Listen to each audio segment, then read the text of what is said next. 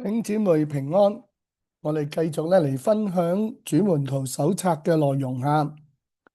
我哋繼續去講到教義啦。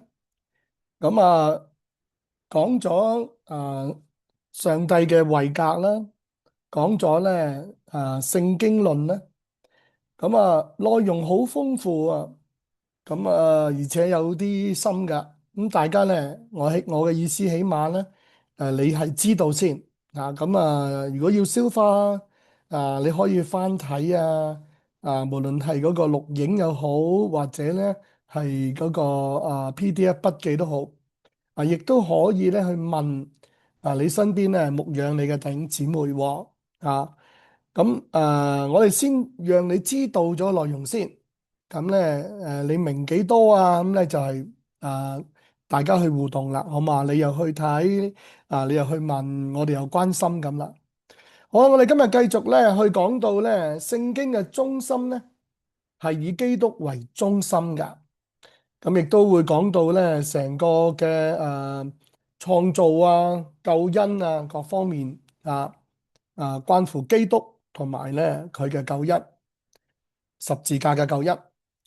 我哋係以基督為中心，以得着基督耶穌為至寶噶。因為聖經嘅總結就係基督，使到凡信佢嘅都得着義。呢個義嘅意思就話將來我哋喺上帝審判罪惡嘅時候會被宣布為冇罪，能夠同上帝同基督喺埋一齊。喺永恆裏面有永生嘅。認識獨一嘅真神，並且認識呢一位真神所差來嘅耶穌基督這就是永生。基督如果喺我哋心裏，我哋嘅身體就因罪而死啦。因為我哋接受咗基督嚟到救我哋，佢為我哋嘅罪死咗啦，我哋嘅身體就因罪而死啦。我哋心靈卻因為義而活，因為我哋被上帝稱義啦，所以我哋心靈可以活着啦。恩典同埋真理都係由耶穌基督嚟嘅。我們藉着我哋嘅主耶穌基督能夠與上帝和好，亦都藉着佢以上帝為樂，喺生命當中作王嘅。基督係我哋嘅生命，佢顯現嘅時候我哋都要同佢一齊顯現喺榮耀裏面。基督耶穌係道路啦、真理同埋生命。如果唔藉住佢冇一個人能夠去到聖父嗰度噶。追求認識基督、遵行佢嘅旨意係被聖靈充滿嘅唯一嘅道路。你喺呢條道路以外做其他嘢，想去被聖靈充滿都係唔可能成功噶。因此我哋唔會追求，亦都唔會教人不如你用按手祈禱啦，或者你用講預言啦，或者有啲異常嘅舉動啦。我哋自己唔會咁做啦，亦都唔會教人咁做因為咁樣做想去啟動聖靈充滿係冇可能嘅。要被聖靈充滿，唯一嘅可能性就係追求認識基督，遵行佢嘅旨意。咁我哋一切嘅追求，一切嘅侍奉都係應該以討基督喜悅為中心，唔係話以教會或者個人嘅得失果效為目標嘅喎。唔好話如果我哋搞啲方言預言異常舉動哇！我哋就好勁噶啦，我哋人有好多啦，我哋唔好呢啲貪圖呢啲嘅自己嘅得失唔好貪圖呢啲嘢。我哋唔可以喺教會同埋個人嘅得失同埋教會嘅會務果效上面去試探我哋嘅上帝噶。我哋應該要效法基督，單單敬拜侍奉上帝。我哋相信聖經嘅創世記有關創世嘅記載，而且係按住字面嚟到接受嘅。有啲嘅學者咧，或者有啲教會咧，佢哋唔係咁睇創世記㗎，佢當佢故事㗎。但係我哋唔係㗎，我哋按住字面嚟到接受㗎，而唔係視為一啲嘅預言啊、一啲比喻。人呢係按照上帝自己嘅形象同埋樣式所直接被造嘅。人類嘅創造咧，唔係演化出嚟，唔係物種嘅變化，唔係由低級去到高級形式，無休止時期咁樣去發展嘅。所有嘅動物同植物嘅生命咧，都係直接被上帝創造嘅。而上帝命定佢哋咧，必須要各從其類，因為上帝創造咗人類明顯嘅男性同埋女性啦。喺上帝眼中，唯一嘅合法婚姻呢，係一男一女嘅結合。上帝已經命令唔可以喺婚外進行性行為，任何形式嘅淫亂、通姦、色情、同性戀、男同性戀、女同性戀、雙性戀、受交同亂倫呢，都係誤用上帝恩賜俾人嘅性嘅呢一種罪惡墮落行為嚟㗎。上帝拒絕任何透過手術或者外表嘅打扮呢，嚟到改變一個人嘅性別嘅企圖。我哋相信上帝係唯一嘅創造者，人喺佢呢一位創造者嘅主權同埋律法中呢，被創造喺無罪嘅當中。但係人由於佢本來嘅無罪同埋幸福狀態裏面，佢咧係自願違反良心、律法、真理嘅行為，而從此墮落咗啦。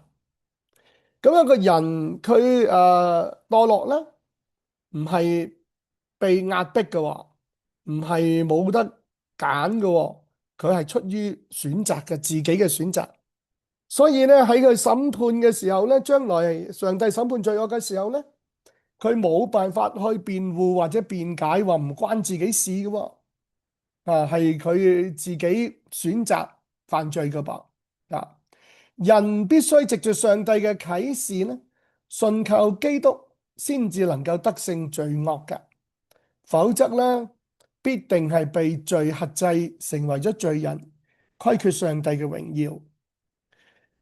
上帝係按照各人嘅行為嚟施行公義審判。兒子呢唔需要擔當父親嘅罪，父親呢亦都唔需要擔當兒子嘅罪。嗰條大龍就係嗰條古蛇，名叫魔鬼，又叫撒旦。佢引誘人犯罪，罪呢因為人犯咗罪呢，就進入咗世界啦。人同大地呢，因為罪入咗世界呢，受到咒詛啦。死亡亦都因為罪而嚟。從此咧，一切受造之物喺敗壞嘅轄制裏面咧，一齊嘆息勞苦。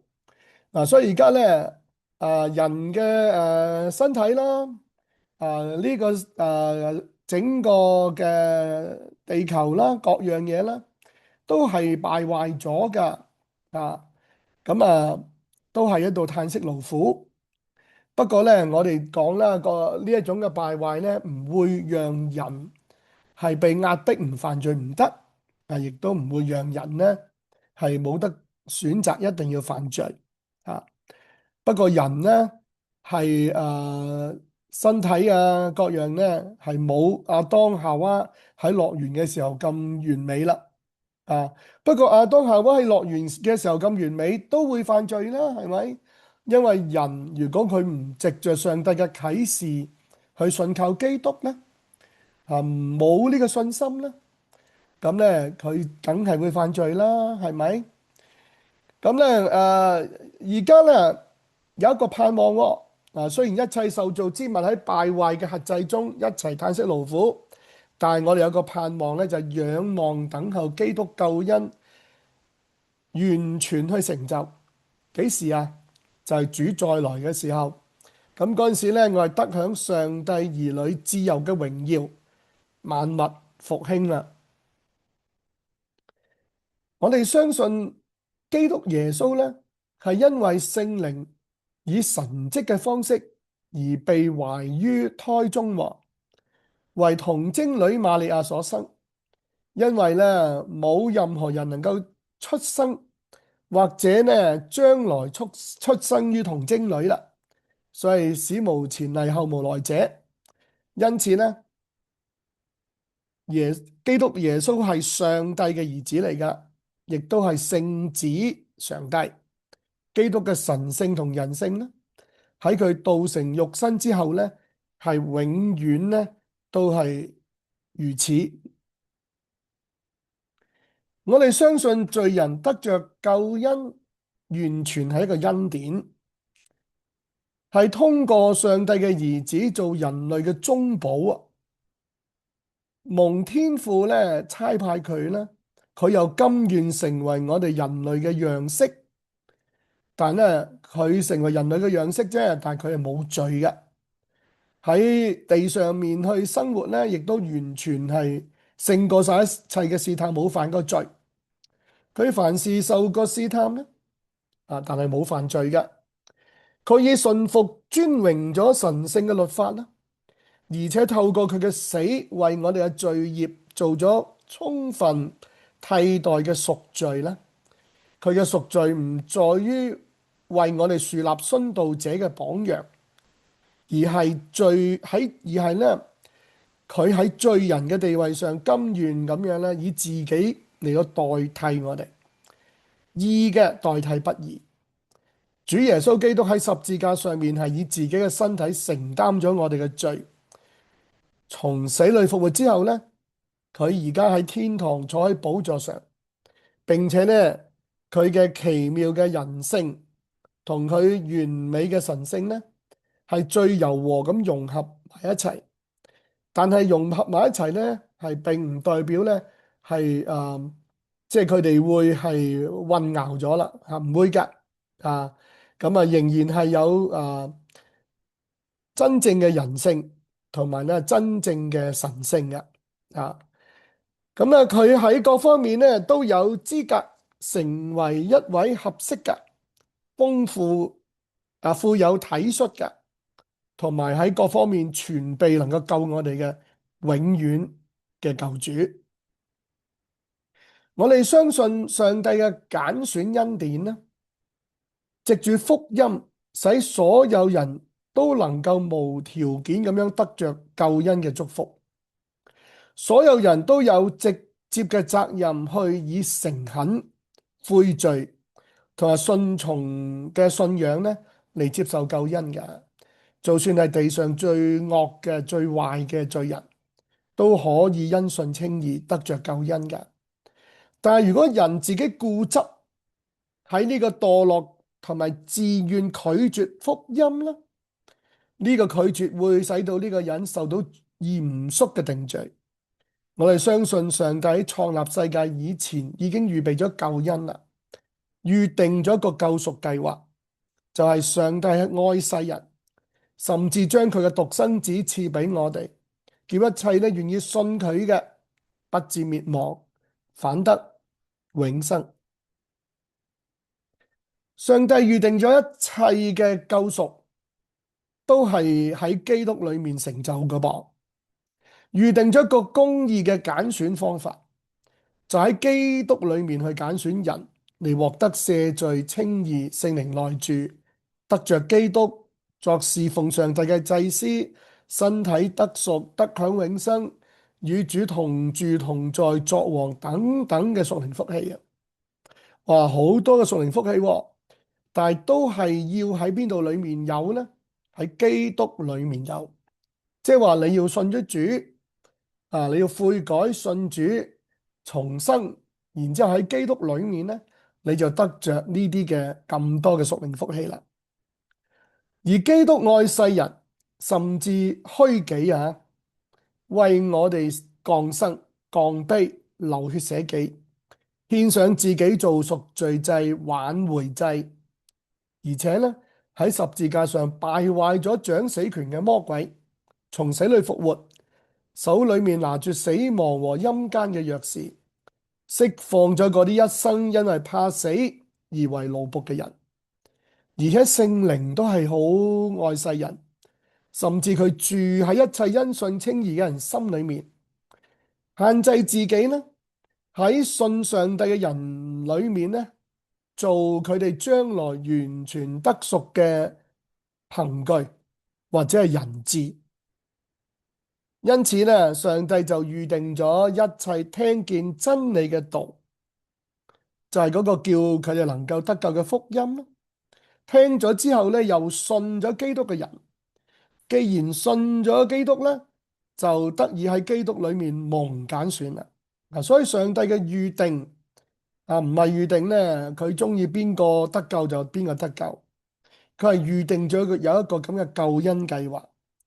佢揀選亦都唔係佢中意揀選邊個就揀選邊個，而係佢呢喺基督裏面去揀選，即係邊一個佢呢聽到福音，佢又願意信，然之後呢佢就喺基督裏面啦，佢就可以呢蒙揀選做咗上帝嘅兒女，成為聖潔無有瑕疵，得蒙救贖，過犯得以赦免，受咗所應許嘅聖靈為印記啦。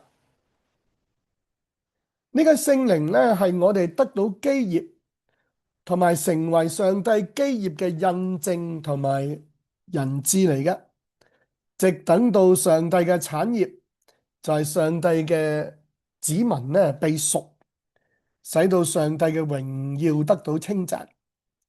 我哋相信上帝喺各樣嘅事上呢，擁有絕對嘅主權，佢隨己意行作萬事，照着佢旨意去做預定同埋揀選。我哋同時相信上帝係愛係光，佢唔會偏待人，佢願意萬人得救，唔願意一個人沉淪。公義同埋公平係佢寶座嘅根基，佢責備人嘅時候顯為公義，佢被人議論嘅時候呢，佢都可以得勝，證明佢係公義嘅。因此喺救恩嘅預定同揀選呢，既有上帝嘅主權嘅無條件恩典，又有上帝唔偏待人嘅公義作為。人靠自己嘅行為呢，唔可能求得救恩。救恩係上帝獨行其事賜俾我哋嘅白白恩典。但係人如果冇對呢個救恩作回應呢，冇向上帝認罪悔改同埋接受基督耶穌為生命嘅主呢，就與呢個救恩無份啦。喺度補充一句咧，如果你話我冇機會聽到福音喎，其實一個人咧，如果佢尋找咧，佢即係尋找一位真神咧，上帝咧會讓佢尋見嘅。咁即係話佢會聽到福音噶啦。咁聽到福音咧，佢就要回應啦。如果佢信主，佢咪得救咯。因信稱義嘅信德咧，並不抵觸上帝嘅主權。亦都唔係人靠信德呢個行為而得救，乃係人以信德嚟到信服喺上帝嘅主權預定揀選當中，去因信稱義以致得救。人必須信服喺上帝嘅主權之下，信服上帝所預定同揀選嘅救恩之道，嚟到尋求，嚟到接受救恩，而且呢，亦都係信服上帝創造嘅安排同埋次序嚟到生活建立家庭，信服上帝交託嘅任務同埋恩賜嚟到工作同埋侍奉，絕對咧冇資格向上帝強嘴嘅。咁呢個意思即係話你生出嚟係男嘅，生出嚟係女嘅，你喺邊個時代出生，出生喺邊個家庭，你有乜嘢嘅天賦嘅恩賜，呢啲嘢呢，你都係要信服，你唔可以強嘴。點解我唔係男仔啊？點解我唔係女仔啊？點解我唔喺嗰個家庭出世啊？點解我呢唔喺古代啊？點解呢我係冇音樂恩賜啊？點解呢樣？點解嗰樣？呢方面呢，同救恩冇關係呢？上帝係用佢最有愛心、最有智慧去安排呢，人係應該相信同埋咧去接受，係唔應該強嘴嘅。我哋相信寶貴福音嘅祝福，基督確保信佢嘅人被稱義，稱義包括咗赦免咗罪呢，同埋喺公義嘅原則上得着永生為恩賜。稱義咧唔係考量我哋所做嘅任何公義舉作，即係唔係我哋做到點樣公義嘅行為。我哋要做公義嘅行為，但係我哋靠我哋自己公義行為呢，冇辦法得到永生噶。但單單係通過對救贖主寶血嘅信仰呢，救贖主嘅公義呢，就歸於我哋。咁我哋靠住呢個公義呢，就能夠被稱義啦。我哋相信悔改同埋歸信呢，係莊嚴嘅義務嚟噶，亦都係上帝嘅靈喺我哋靈魂裏面去促成噶，係一個唔可以分割嘅恩典。因此呢，我哋深深咁樣因為聖靈嘅工作，被定罪於我哋嘅內疚、危險同埋無助。我哋要知罪啦，我哋敬畏啦，我哋悔改啦。然之後藉住基督嘅救恩之道呢，我哋以無偽嘅悔改、懺悔同埋懇求憐憫呢嚟轉向上帝。唔好得個樣，係要無偽嘅。同時呢，衷心咁樣接受主耶穌基督，同埋公開承認佢係我哋唯一而全備嘅永遠嘅救主。我哋相信洗禮雖然與洗罪、赦罪、得救無關，係基督徒當盡嘅信仰義務，好在上帝面前有無虧嘅良心。由於施洗者確認受洗者咧正確忠實咁樣認信，又具備相稱嘅信德之後咧，施洗者咧奉聖父、聖子、聖靈嘅名義為呢個人咧舉行洗禮。洗禮係神聖嘅禮儀，係基督耶穌親自設立嘅，以聖父、聖子、聖靈嘅名義咧，以當地教會嘅權柄，藉着水禮嚟到莊嚴而美麗咁彰顯我哋對基督釘死十字架、被埋葬同埋復活嘅福音信仰，以及基督福音信仰對我哋嘅死亡同埋復活同埋我哋新生活嘅影響，亦都係咧教會關係特權同埋領受主餐嘅合宜先決條件啦。即係話，如果你想係進入教會關係咧，你想領受主餐咧，你要先領受洗禮啦。主餐同樣都係神聖禮儀，係基督耶穌親自設立嘅，要人咧常常紀念佢嘅死，直等到佢再從天而回。教會成員通過對主餐嘅餅同埋杯呢一個神聖嘅使用咧，嚟到紀念基督受洗嘅愛，並且喺領受主餐前心靈莊嚴咁樣自我檢查。主餐嘅餅杯係為咗紀念主而設，唔會喺祝福之後有任何質嘅變化，唔會變成主嘅肉同主嘅血，亦都唔會變成帶有祝福嘅物質。人按住聖經真理舉行主餐，就必有主親自臨在，成為領受主餐眾人嘅祝福。我哋停喺度，願上帝呢賜福俾大家。